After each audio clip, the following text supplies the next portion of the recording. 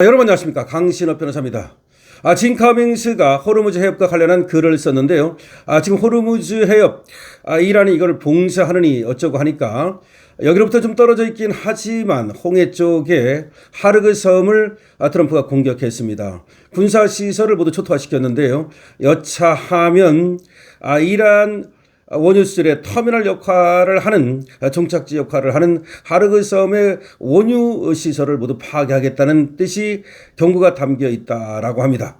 자, 그러면 한국은 말이죠, 이 호르무즈 해협 사태와 관련해서 어떤 스탠스를 취하고 있고 어떤 준비를 하고 있는가라고 하는 것인데요. 자, 진 카밍스는 말이죠, 이재명 정부의 무능을 질타하고 있습니다. 이재명은 호르무즈에 대해서 단 한마디도 하지 못하고요. 원유 공급에 대해서도 별로 얘기를 안 합니다. 근데 다만 원유 수요와 관련해서만 자꾸 말이죠, 그 가격을 통제하려고 하는, 그러니까 값이죠, 값. 그래가지고 계속해서 주유소라든가 이런 데서 또 가격을 갖다가 속이면 이제 지금 최고 가격제를 하지 않았습니까? 그러면 자기한테 신고를 해라, 이런 얘기만 하고 있습니다. 아니, 대통령한테 도대체가 말이죠, 어떤 주유소에서 지금 최고 가격제보다 조금 더, 예를 들어서 주유소에서 돈을 받았기로서니 그게 대통령이 관여할 일입니까? 정말 한심합니다.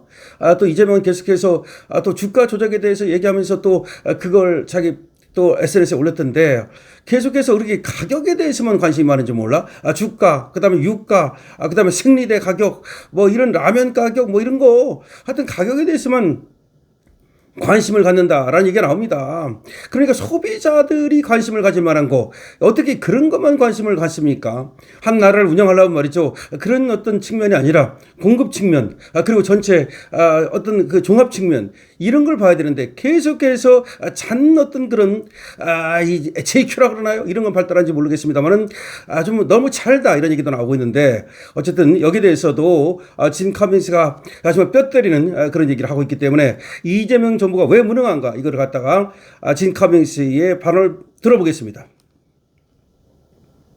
호르무즈 사태, 무능한 한국 정부, 이것이 제목입니다. 이란 공격을 둘러싸고 지금 인터넷과 언론에는 가짜뉴스와 과장된 분석이 넘쳐나고 있어 많은 분들이 불안해하고 있다. 그러나 실제 군사 상황을 보면 이란의 주요 군사 능력은 이미 상당 부분 제거된 상태이며 미국을 상대로 전면적인 위협을 가할 수 있는 수준도 못 된다. 그럼에도 호르무즈 해협을 둘러싸고 각종 오해와 왜곡이 난무하고 있는 상황이다. 미국이 이란의 기뢰와 해협의 구조 때문에 겁을 먹고 접근하지 못한다느니, 수심이 낮아 군함조차 들어갈 수 없다느니 하는 식의 피상적이고 잘못된 분석들이 쏟아지고 있다. 하지만 실제 군사 현실은 전혀 다르다. 미 해군에는 이를 위해 전담 기뢰 제거 전력이 따로 존재한다. 그 중에는 어벤져급 기뢰 제거 함정이라는 전문 기뢰 제거 함정도 있고, 호르무즈 해협과 같은 해역에 숨어있는 기뢰를 탐지하기 위해 시 드래곤 기뢰 탐색 헬기도 운영하고 있다. 뿐만 아니라 기뢰 제거용 무인 수송 드론까지 보유하고 있다. 그러니까 어벤져급 기뢰 제거 함정이 따로 있고, 그 다음에 기뢰를 탐색하는 기뢰 탐색 헬기가 있고, 그리고 기뢰 제거용 무인 수송 드론까지 있고, 기뢰 설치해봤자 금방 제거할 수 있는 능력도 있다. 여기에 공개되지 않은 다양한 첨단 전력까지 고려하면 미 해군의 기뢰 대응 능력은 이미 충분히 준비된 상태다. 즉 미국은 현재 호르무즈 해협을 두려워하거나 어려워서 들어가지 못하는 것이 아니라 이미 그 상황을 수십 년 전부터 대비해온 군사 체계를 갖추고 있고, 대비한 상태에서 시간을 조율하고 있는 것뿐이다. 미국이 기뢰의 존재를 몰라서 못 들어갈 정도로 대비도 없이 이란을 공격했을 것이라고 생각하는 것 자체가 무지에 가깝다. 지금 미국이 호르무즈를 당장 들어가지 않는 이유는 군사 능력이 없어서가 아니라 전략 비용 때문에 상황을 지켜보고 있는 그런 중이기 때문이다. 호르무즈에서 전문 교전이 발생하면 전투 자체가 문제가 아니라 그로 인한 경제적 파급 효과 때문에 조심하고 있는 것이다. 호르무즈 해협은 세계 석유의 약 20%가 통과하는 전략적 해협으로 하루 약 2천만 배럴의 원유와 하루 평균 130척 이상의 유조선과 상선이 이곳을 지난다. 이 양은 한국 같은 나라가 약 일주일 가까이 사용할 수 있는 막대한 규모다. 그래서 만약 이 해협에서 전투가 시작되면 민간 유조선의 피격도 있을 수 있고 보험 시장도 폭등하고 원유 가격 급등, 글로벌 금융시장 충격 등으로 이어져서 그야말로 경제적 전쟁이 동시에 발생하게 된다. 그래서 지금 미국이 무조건 해협 통제작전을 시작하기보다 최대한 먼저 이란의 군사 능력을 완전히 제거하는 것에 집중하고 있는 것이다. 더욱이 호르무즈 해협을 담당하는 미 해군 전력은 이미 중동 지역에 상시 배치되어 있었고 언제든 작전에 투입될 준비가 되어 있었다. 이 해역은 미 해군 제5함대가 관할하고 있고 해당 전력은 오래전부터 바레인을 중심으로 중동 해역에 상시 전개되어 이런 상황에 대비해왔다. 바레인은 호르무즈 해협에서 약 200 내지 300km 정도밖에 떨어져 있지 않은 거리로 상황이 발생하면 미 해군 전력이 수시간 내에 작전에 투입할 수 있는 위치에 있다. 현재 미군은 해협 밖에서 이미 통제권을 유지하고 있는 상태다. 그러니까 미군이 얼마든지 하려면 할 수 있는 그런 준비가 돼 있다는 거죠. 지금은 미국이 이란에 남은 미사일과 드론 기지를 완전히 제거하는 마무리 단계에 있으며 혁명 수비대 제거와 이란 내부의 바시즘 유명대 같은 세력들을 무력화시키는 데 집중하고 있다. 아직 호르무즈 작전을 펼치기 전 최대한 주변을 정리하고 있는 중이다. 미국이 최대한 세계 경제 충격과 민간 유선 피해를 줄이기 위해서 전략적으로 당장 호르무즈를 들어가지 않고 있는 것일 뿐 싸울 능력이 없어서 못 들어가는 것이 아니다. 물론 일부에서 말하는 것처럼 이것이 쉬운 전장이 아닌 것은 사실이다. 수심이 얕고 항로가 매우 좁은 것도 맞다. 길의 제거 작업도 필요하고 대기하고 있는 민간 유조선들을 보호해야 하며 이란의 고속정 공격도 대비해야 된다. 이러한 요소들 때문에 시간과 비용이 많이 드는 전장이라는 점은 사실이다.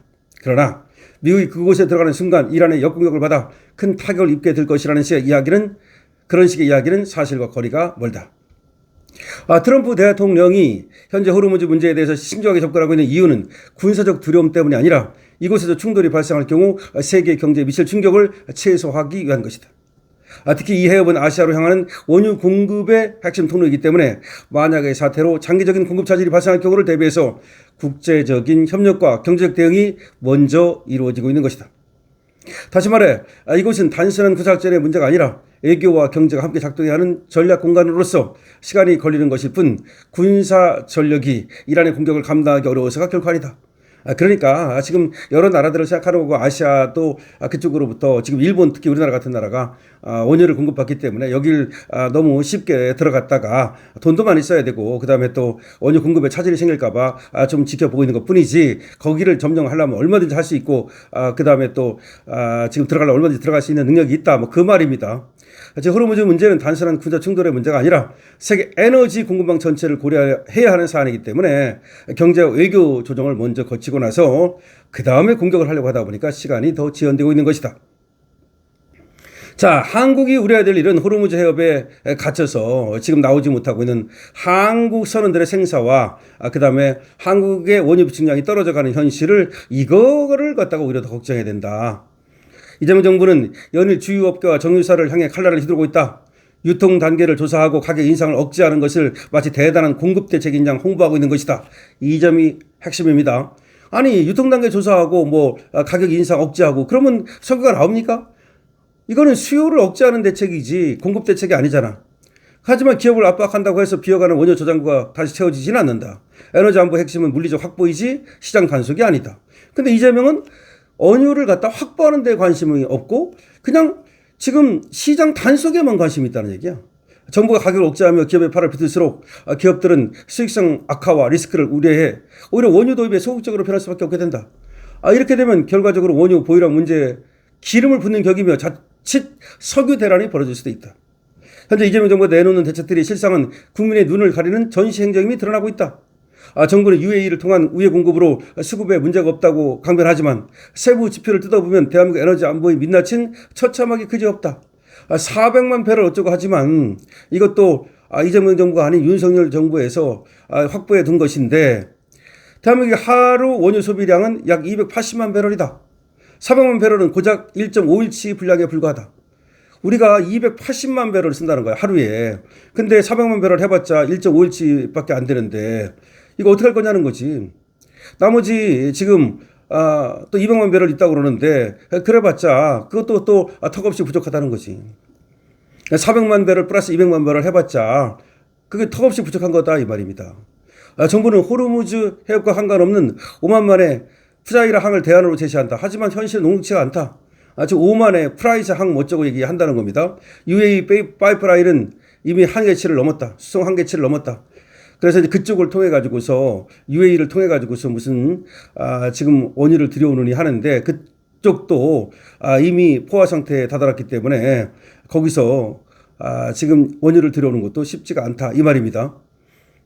자, 지금 공급량보다 더 무서운 것은 가격이다. 지금 가격이 또 지금 원유 가격이 막 뛰고 있잖아요. 그러면 이 가격이 이렇게 떴을 때 과연 이재명 정부는 여기에 대해서 지금 준비가 돼 있는가? 자, 무능을 감추려 국민을 속이지 마라. 이재명 정부한테 하는 말입니다. 현재 대한민국은 사상 초유의 에너지 고립 위기에 처해 있다.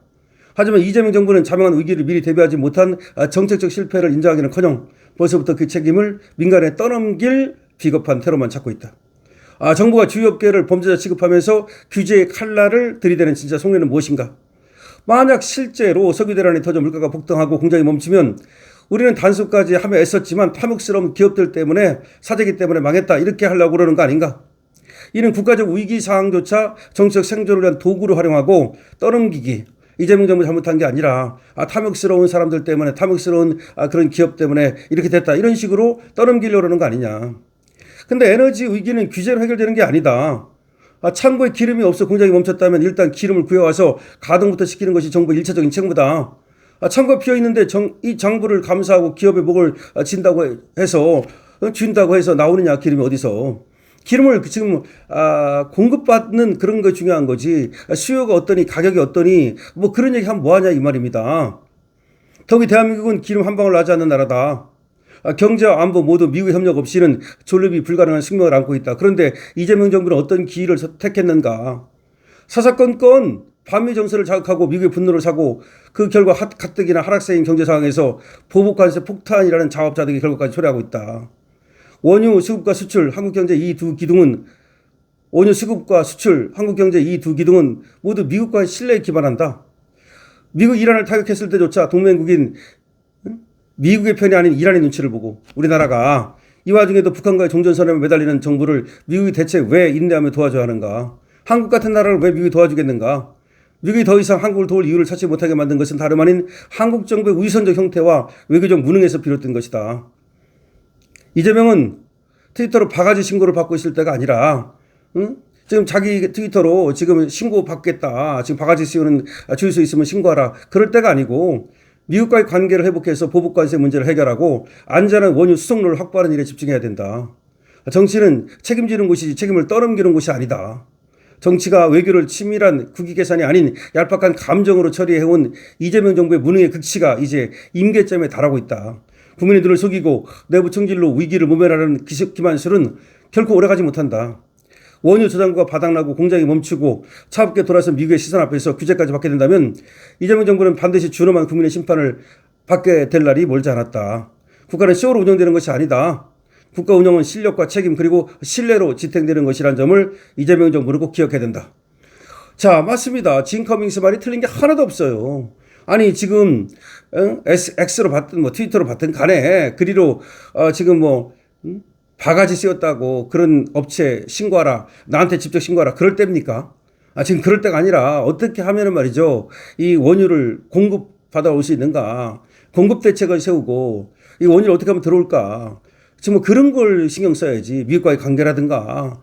그런데 도대체가 지금 뭐 좁쌀 영감처럼 말이죠. 나한테 신고해라. 바가지 씌우는 기업이 중요한 게 아니고 지금은 원유를 갖다가 우리가 어떻게 정말 이걸 들여올 것인가, 정말 확보할 것인가, 원유 확보.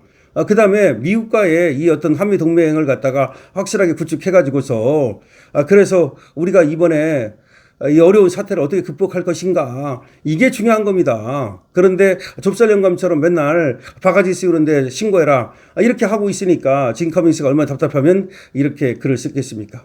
여러분 어떻게 생각하십니까? 여러분들의 의견을 댓글로 적어주시기 바랍니다. 강신업TV의 좋아요, 구독을 부탁드립니다.